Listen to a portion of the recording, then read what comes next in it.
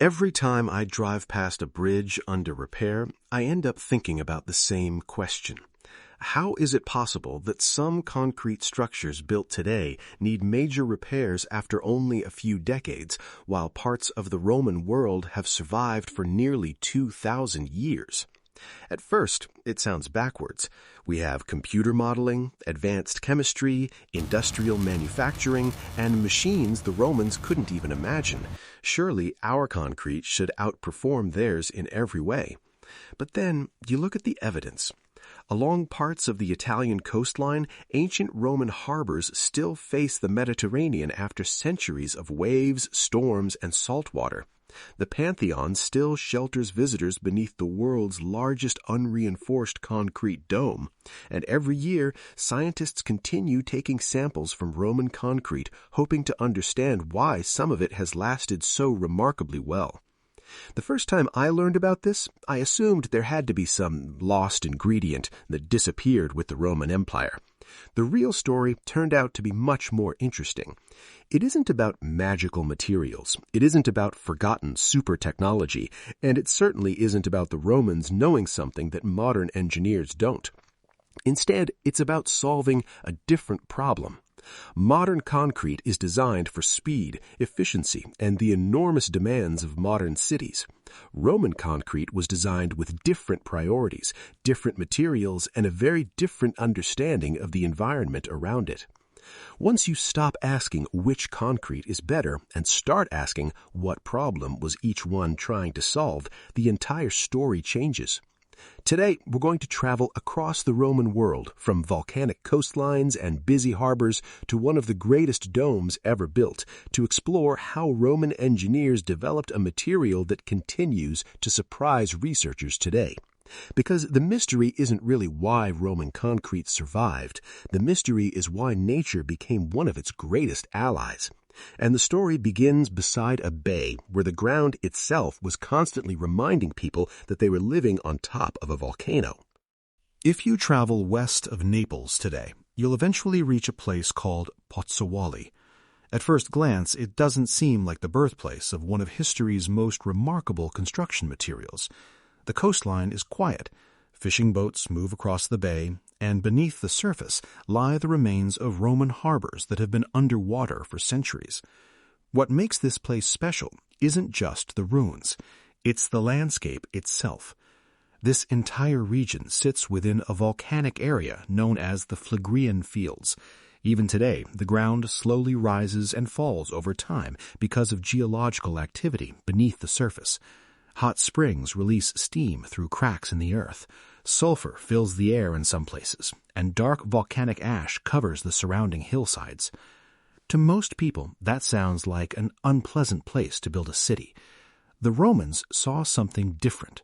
They saw a resource. One thing I've noticed about many ancient engineering stories is that breakthroughs often begin with ordinary observations. Someone notices a pattern that everyone else ignores. Over time, that small observation becomes a practical solution. Eventually, the solution becomes so normal that people forget how unusual it once was. The volcanic ash around Pozzuoli appears to be one of those observations. Roman builders discovered that when this fine ash, known today as pozzolana, was mixed with lime and stone, it behaved differently from ordinary mortar. Even more surprising, the mixture could harden in wet environments where many traditional mortars struggled. For an empire that depended on trade, that changed everything. Harbors were no longer limited to naturally protected coastlines. Engineers could begin building breakwaters, piers, and seawalls directly into the sea, creating safer ports for ships carrying grain, marble, olive oil, and goods from every corner of the Mediterranean. Of course, building in the ocean created a completely different challenge. Waves don't wait for concrete to harden. Salt water finds every weakness. A structure isn't tested once, it's tested every single day. And yet, many Roman marine structures endured that punishment for centuries. For a long time, researchers simply accepted that Roman concrete was unusually durable without fully understanding why. But over the last few decades, scientists have begun studying samples from these ancient harbors using modern analytical techniques. What they found was unexpected. Instead of slowly breaking apart, some Roman marine concrete appears to develop new mineral formations over long periods of exposure to seawater. One mineral that has attracted particular attention is aluminous tubermorite, which can form under certain conditions inside the concrete. Researchers think these crystal structures may help reinforce parts of the material over time, although scientists are still investigating exactly how the entire process works. I think that's the most fascinating part of the story. The Romans weren't trying to invent a self-healing concrete in the modern sense. They were simply combining local materials that worked well together. The remarkable chemistry happened gradually, over decades and centuries, as the structures interacted with the environment around them. In other words, the sea wasn't just attacking the harbor. In some cases, it may also have helped transform it. That's a very different way of thinking about engineering. Modern construction often tries to isolate buildings from nature. Roman engineers, intentionally or not, created a material that could continue changing after construction was finished. And once you realize that, another question naturally follows. If Roman builders understood how to make concrete stronger in the sea, how did they use the same material to support one of the largest domes ever built? Because surviving underwater is impressive. Defying gravity is something else entirely. If you've ever stood inside the Pantheon, there's a moment that almost everyone experiences. You walk through the entrance expecting another impressive Roman building. Then you look up, and for a second your brain struggles to make sense of what it's seeing. A single concrete dome stretches overhead, nearly 43 meters or about 142 feet across.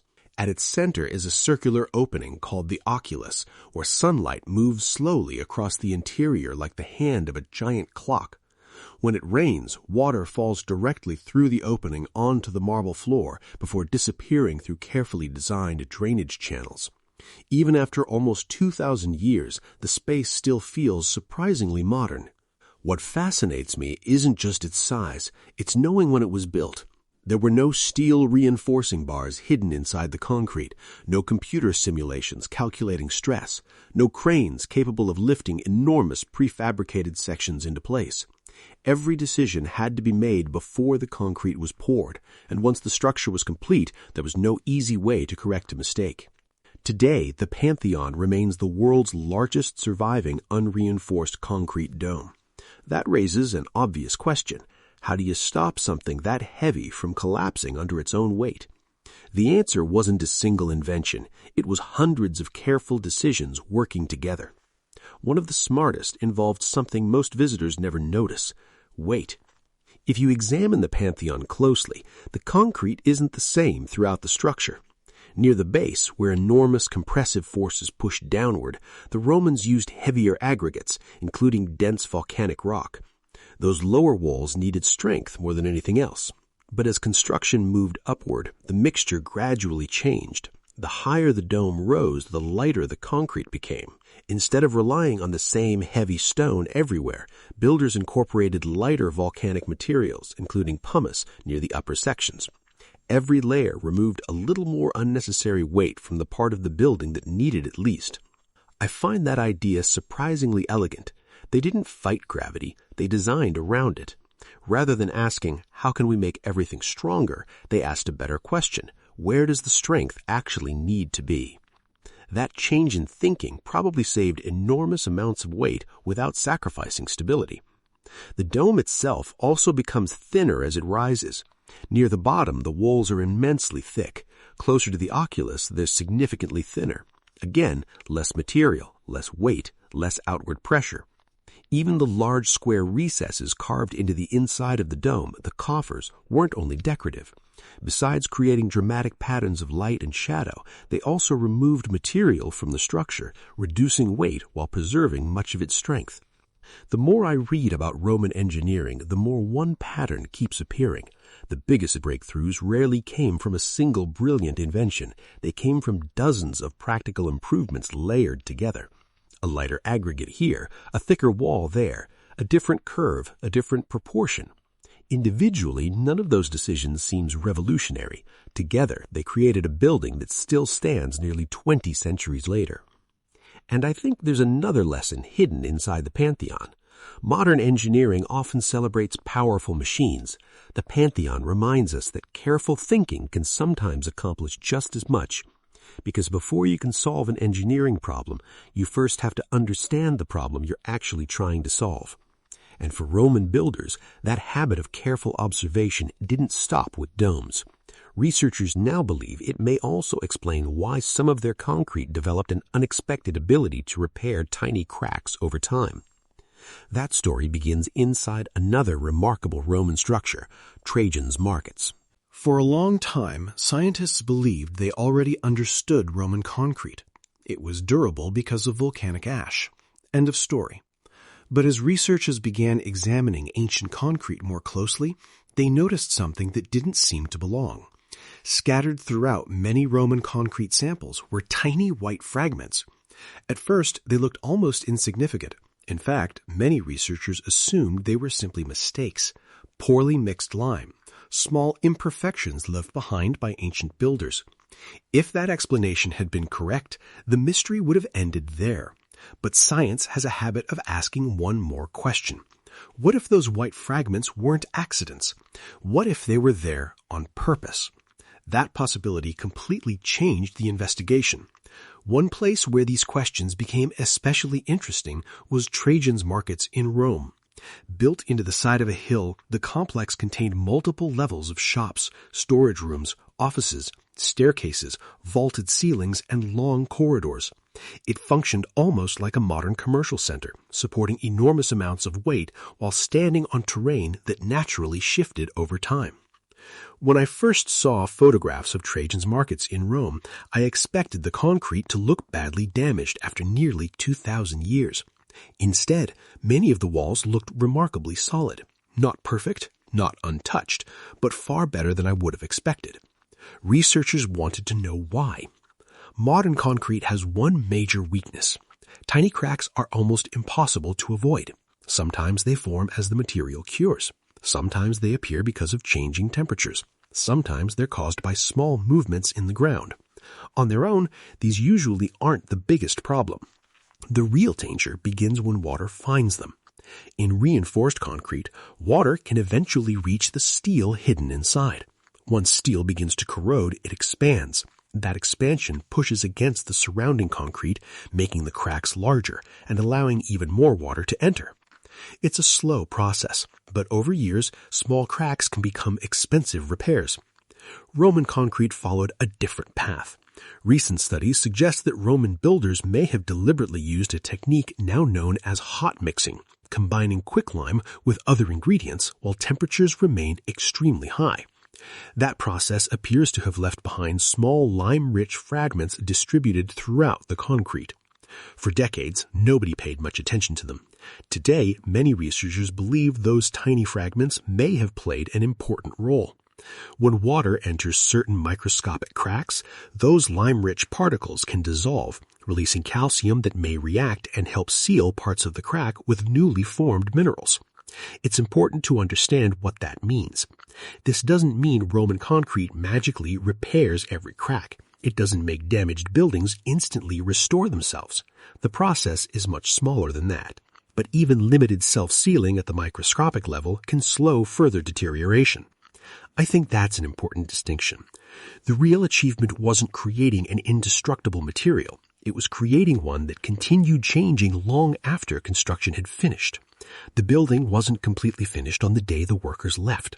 In some ways, nature kept working on it. And the more I read about Roman engineering, the more I notice this pattern. Again and again, their greatest strength wasn't overpowering nature. It was understanding how natural processes could become part of the design itself. That same philosophy didn't stop with marketplaces or public buildings. The Romans eventually took these ideas into one of the harshest environments any engineer can face, the open sea. Because building beside the ocean is difficult, building inside it is something else entirely.